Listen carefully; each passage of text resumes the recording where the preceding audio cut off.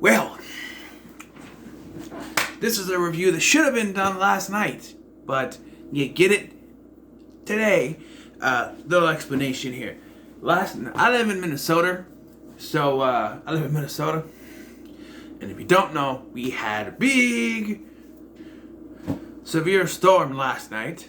That being the 15th of December.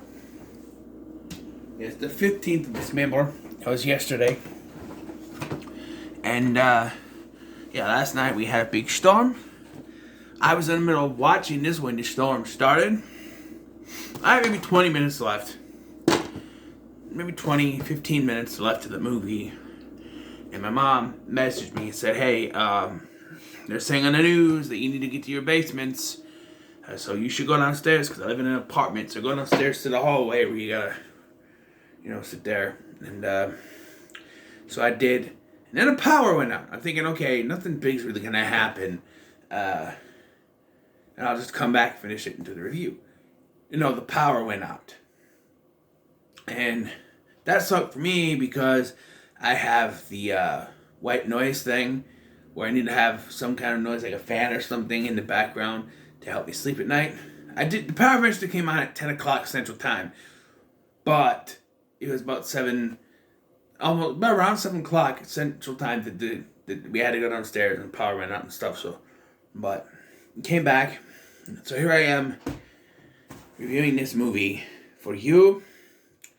Had to rely on stuff. My phone service wasn't getting anything either because of the storm, and I had to either listen to vinyl records, which I did, but then I put away because I had the phone working again, then the phone stopped working, so I found my portable DVD player and I watched Chucky, Child's Play. So, making noise. So here we are, Till Death, starring Megan Fox, and it's another story time for me. My history with Megan Fox. I, of course, was introduced to her through Transformers back in 2007. 20-year-old Scotty went, me likey, when he saw Megan Fox in Transformers. And yes, I had a thing for her, celebrity crush type thing. But, that goes away. She got married, she had kids, she married that guy from 90210. Did he write this? Because this seems like... It seems like he wrote this and convinced the director. This is a first-time director, so it's like he hired this director to direct the movie he wrote and torture his ex-wife. If you don't know, Megan Fox, I don't like Megan Fox. I used to, but the more I learn about her, the more I hate her because she's a horrible person. Great actress, don't get me wrong, she's great in this movie. But I found it very hard to distinguish the person from the performance for me. Especially with this story, it kind of connected a little too much, and I'm surprised she even took the role. But, so if you don't know, she was married to Brian Austin Green, and they have 2 kids, I think. And she said in an interview before that she's a fucking hypocrite too. Because she said in interviews before that she doesn't date anyone her age or younger because she thinks they're immature. They're immature. She wants a more mature relationship. So, she cheats on her husband, who's older than her, with Machine Gun Kelly, who's younger than her, and then leaves her family to be with Machine Gun Kelly. And speaking of maturity, she's supposed to be mature, and whenever she goes out, she dresses like a whore. I mean, come on. You see some of the stuff she wears in public, and you think that's mature? You think you're setting a good example for your kids? Maybe as a parent, it's hard for me to distinguish, certain things from this, but I just can't with her. I've actually seen this in Walmart quite a few times and said no because of Megan Fox, but decided this time to buy it to kind of add to the 2021 films. Will you stop with the notifications? Jesus Christ. Sorry if I offended anyone. So, 5 minutes in, let's get to the good damn. Stop with the notifications. No! Y'all think I'm going nuts because you can't see the notifications popping up. I'm trying to talk and these notifications keep popping up and popping up and popping up. I find it very hard. See, I've gotten so used to having where I can see myself on screen that if I can't see myself, I find it very hard to continue with the review. So here we go. So Megan Fox plays Emma, who has been married for 10 years to her husband, Mark, in this film. And she's been cheating on him with Tom, his co-worker at the law firm, another lawyer. Yeah, Megan Fox playing someone who is in a marriage and cheated on her husband. Something tells me they didn't have to look far for an actress to fit this role. But, yes, so, under the guise of trying to, rekindle the relationship, he takes her up to this secluded cabin. And the next morning, she wakes up, handcuffed to him, and he blows his brains out. And so now she has to navigate through this house and try to make it out. But that gets complicated because she tries to get out. She's handcuffed to her husband. He's heavy. It's kind of like Gerald's Game, but not really. But like, kind of try to get out of there. He's gotten rid of all the knives, anything that can help her get unhooked from it. He's gotten rid of everything. He's siphoned the gas from the car. Taking her shoes somewhere, apparently. Just everything. And then the guy she was cheating on him with shows up and says she texted him. It turns out it was Mark texting him. And then, okay, you gotta help me out of here. But she's like, wait, why would he send you here to help me? Then two other guys show up. Bobby and Jimmy. One of them played by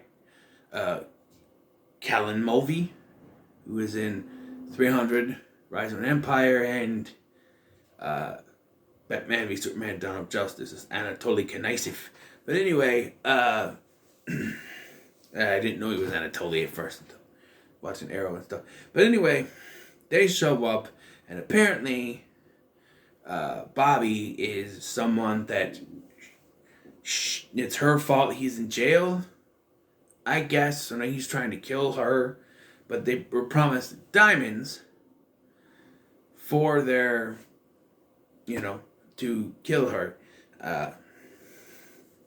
And so they go to the safe. They ask for the combination. She doesn't know it. Then he says, oh, it was the day of her anniversary or something like that, or what? The day of their anniversary, the day they first met, or something. And so they put it in. She makes a deal. I'll give it to you. You let me go. Okay. They make a deal. I don't know if he was going to honor that deal anyway, but they made a deal. She gives him the code. He opens it and it's not in there. There's a note that says diamonds are close to her heart. Turns out it's a necklace that she has that can't come off without taking her head off first. He designed it that way, but how did you get it on? There's no way you couldn't get it on without a way to get it off. It doesn't make any sense. And all of a sudden, they're like, okay, we gotta cut her head off. Well, if you got a knife, just cut the band. I don't know, it baffles me. It's like, wait, you have a knife. Just take it, cut it off. I mean, come on. But no, she gets herself free of her husband when they're chasing her around before this. And then when they capture her, they put her back, and then they release her. And then Jimmy gets an argument with Bobby, and Bobby accidentally kills Jimmy. And I actually like this kill because he killed on like an antlers thing or whatever it is that's hanging on the wall.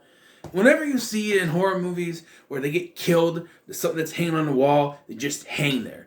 That's not realistic. Your weight would cause it to fall down. In this movie, his weight causes it to fall off the wall. I like that because it makes sense. You wouldn't just hang there. There's no way that thing hung on the wall is going to hold your weight. And I like that they actually did. It's very quick. He falls. Yes. So she eventually gets away from Bobby and tries to drive off, where we get them crashing on the ice, and we get sort of this scene. This technically never happens, where she's, I thought this was going to be the end of the movie.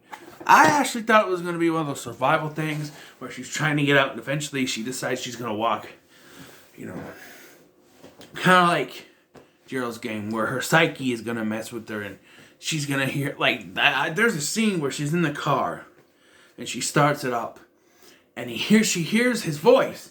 I'm like, oh, they're doing this thing like Gerald's Game. No, it's a recording on the radio thing. And it's like, oh, can't be like Gerald's Game, but why not try something? But yeah, this actually never happens, at least not to her. She handcuffs Mark's body to Bobby as there is the chase, and she runs him over, but they get to the ice and they're kind of fighting, and then he falls on the ice and falls through. Mark's body falls through, dragging him in. She grabs her, dragging her in, and they fall in. And this is another thing I hate, because there's no way it would happen like this. She falls through. She stabs him in the fucking eye. So Tony from Hack the Movies would like that. Right in the eye. And then she goes to swim up through the hole, right? And it's already froze over. That's bullshit. That's bullshit. Ice does not freeze that quickly. There's no way that the amount of time she was down there, which can't be more than a minute. It would probably freeze quickly, but in less than a minute, no. And you can say, oh, but it's not the same opening. Why wouldn't you switch towards the opening? She's like, and she's got the knife in her hand. I'm like, use the knife. She goes, use the knife! Finally. And then we're led to believe, which means I don't like Meg Fox. I'm like, okay, she's dead, movie over. Right? No, you have to get that, oh my God, she survived. With the knife coming up through the ice, and all of a sudden she's got superpowers going and bursts out, and then comes out and she lays there. And we get sort of the scene where she's laying there, and she takes her wedding ring off as you hear sirens, and she puts it down and it rolls in. Movie over. So, let's try to separate actress from performance. The performance in this, she does it pretty well. She's not a bad actress by any means. She's just a bad person. She gives a great performance, and you can really feel that you're supposed to be rooting for her to survive, even though she's not perfect. She's had her own problems. She cheated on her husband. You're supposed to want her to survive. So looking at it from the filmmaker's standpoint, you're supposed to root for her to survive. You're supposed to cheer for her when she goes, because the way they do it. But from the point of view of someone who hates Megan Fox as a person, I found it very hard to get invested in her story, because you could have used any other actress for this role and I would have been cheering, but you used her. This whole, you cannot tell me that whoever casted Megan Fox wasn't aware of what she had done to her husband, of cheating on him, and then you cast her in a role where she cheats on her husband. And we're supposed to cheer for someone who in real life cheated on her husband, and then in the movie cheated on her husband. I know I'm supposed to try to separate the actor from the performance, but I can't. Because every time, oh, you cheated on me, I can't think of it's the character who did it. it's her that did it because of. So maybe it ruins the movie for me, but I can't root for her. Like, I just kept through the whole movie thinking, yeah, you deserve this. Sure. Maybe he didn't deserve to blow his head off, but apparently he was in debt or something, which is why he did it. And here's the thing about the ending of the movie. She ain't getting out scot-free. She's covered in her husband's blood. There are bodies in the house that's registered in her husband's name. Right? There's no way to prove that she didn't kill these people and her husband at the same time. Like, the question would come up, okay, where do these people come from? Who are these people? Who are these people? And where did they come from and why are they here? Who knows? She can lie and say that those guys killed her husband, Tom, and tried to kill her, and she was able to get out there.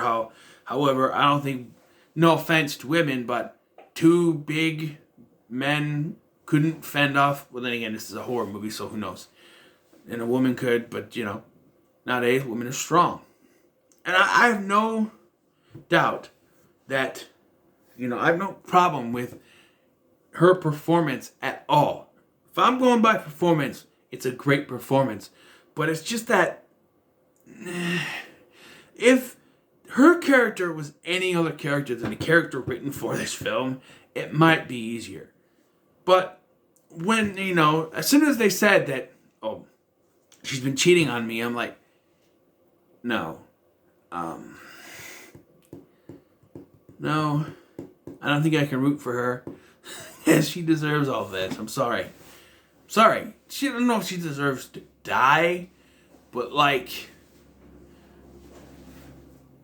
she doesn't deserve to die. Not really. The character does, maybe, but Megan Fox herself doesn't. But I don't know.